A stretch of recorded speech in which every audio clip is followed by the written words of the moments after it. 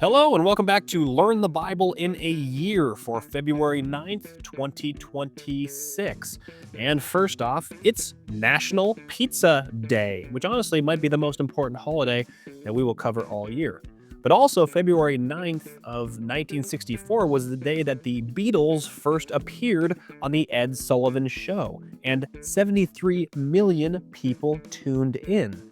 So basically, the entire country decided to watch four guys with questionable haircuts play music.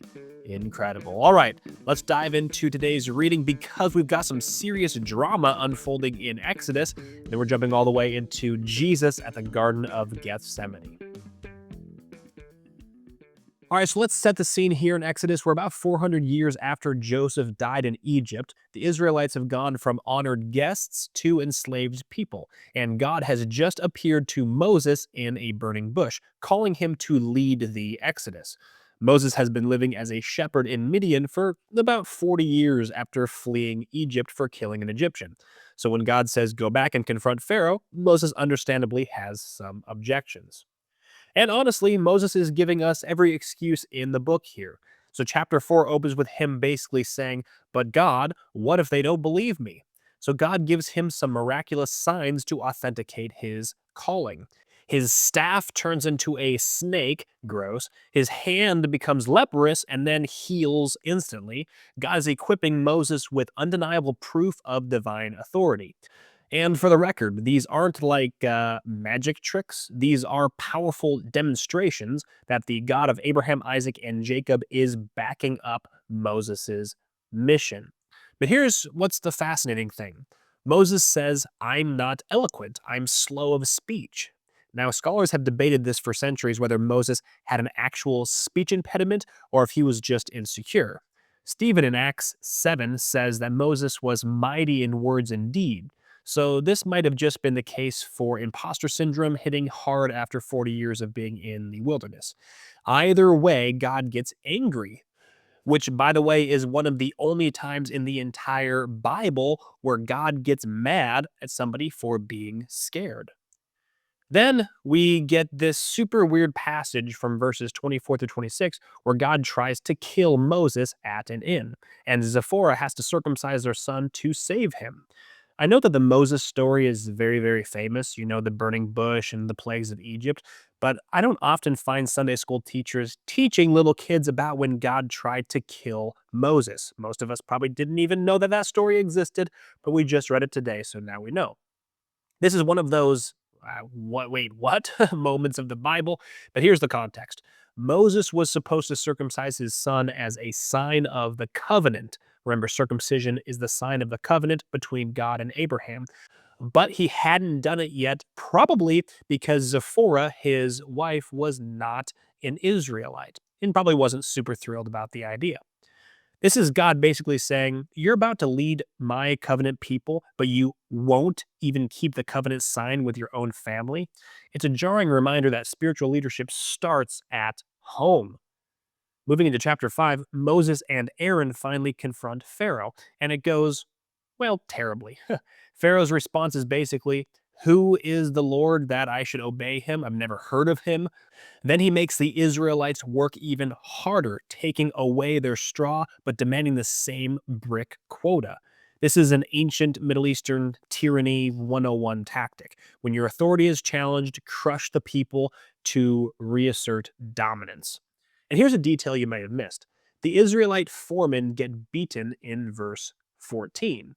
These were probably Hebrew supervisors stuck between their own people and the Egyptian taskmasters. Talk about terrible middle management position. And when they complain to Moses, he complains to God, asking essentially, "Why did you send me if this is just going to make things worse?" And chapter 6 opens with God's response, and it's, well, quite powerful. "Now you will see what I will do to Pharaoh." The key word is now. God is about to move in a powerful way, and he reminds Moses of the covenant. His name El Shaddai was for the patriarchs, but Yahweh, which we pronounce Yahweh, but it's actually spelled YHWH, which is pronounced more like kind of weird. But to Moses and the Exodus generation, that's what they're going to know him by. This is basically God saying, "You knew me as the provider, but now you're going to know me as the Redeemer, because El Shaddai means provider, and Yahweh means Redeemer. But then Moses has to go back to the people who already don't trust him, and they won't listen because they're broken spirit and harsh slavery. The Hebrew there literally means their spirit was short and they couldn't catch their breath long enough to have hope. Sometimes circumstances crush us to the point where we can't even receive good news, and that's where the Israelites are. All right, jumping now into Matthew chapter 26, and we read verses 31 through 46. We are in the final hours now before Jesus' crucifixion. He just finished the Last Supper with his disciples, where he instituted communion and predicted his own betrayal. Now they're leaving Jerusalem, heading to the garden on the Mount of Olives, where Jesus will face the most agonizing prayer of his life. Jesus and his disciples are heading to the Mount of Olives, and Jesus quotes Zechariah 13, which says, "I will strike the shepherd, and the sheep will be scattered." Peter, in classic Peter fashion, says, "Everyone else might fall away, but not me." And Jesus tells him, "Before the rooster crows, you will deny me 3 times." When they get to Gethsemane, which means oil press, a fitting name for a place of crushing pressure, Jesus takes Peter, James, and John deeper into the garden. These are the same 3 who saw him transfigured in glory, and now they're going to go see him in agony. He tells them his soul is overwhelmed with sorrow to the point of death. That Greek word for overwhelmed means surrounded, like hemmed in sorrow, like closing in on every side. 3 times Jesus prays, "My Father, if at possible, let this cup pass from me." In Jewish thought, the cup represented God's wrath. Jesus isn't afraid of physical death. He's about to bear the full weight of human sin and separation from the Father. That's the cup he's really worried about. I'm sure he's worried about being tortured and put to death here soon, but it's really the separation from the Father that he is dreading here. And then 3 times he finds his disciples sleeping and not staying up to pray. He says, "The spirit is willing, but the flesh is weak." All right, now let's shift over to Proverbs chapter 4, and we read verses 10 through 19. And this is our wisdom literature for today. Proverbs 4 is part of a section where Solomon is giving fatherly instruction to his son, urging him to pursue wisdom and avoid the path of wickedness. Today's verses contrast 2 completely different ways of living. Our Proverbs reading gives us the path of the righteous versus the path of the wicked. Verse 18 says, "The path of the righteous is like the morning sun, shining ever brighter till the full light of day." It is a progressive journey. You don't start in full noon sun, you start in the dawn and grow. But verse 19 says, "The way of the wicked is like deep darkness. They do not know what makes them stumble." In other words, they keep tripping over the same things and can't figure out why. And that's the tragedy of rejecting wisdom, that you lose the ability to even learn from your own mistakes. And that's what Solomon is saying in these verses. All right, just a quick word from our sponsor, and this show is sponsored by Covenant Security Equipment, which is a Christian owned company that partners with building contractors who build with safety in mind. They sell things like bullet resistant windows, secure transaction systems, drive through installations, and much, much more.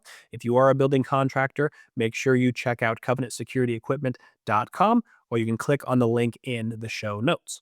Also, don't forget to pick up a copy of the Learn the Bible in a Year workbook. I did write this book specifically for you who follow the podcast. The book gives additional questions and fun facts about our daily readings. The digital version of this book is 100% for free. You can also pick up the paperback version, which is not free because paper costs money to print on, but the link to either one of those is in the show notes. So, what was your main takeaway from today's reading? My main takeaway was this journey that Moses went on with God. I think in my own personal life, sometimes I have a hard time trusting the Lord's plan for me, for my life, for my family. And there's sometimes when I think to myself, man, I wish I was just like those people in the Bible. Those people in the Bible, they just had so much faith, like Abraham, Moses, some of these big characters. I wish I had faith like them. But then I read through the chapters like we read through today, and Moses basically drug his feet the entire time. It was only because it's God's will that the plan proceeded as it proceeded. So, just a good reminder for me to actually put my trust in the plan of God and not whether or not I'm acting, the way that one of these patriarchs would have acted. So, just really good reminder for me there. Hopefully, that was a good reminder for you as well. Alrighty, well, that's the end of the episode for today, and I will see all of you cool cats again here tomorrow.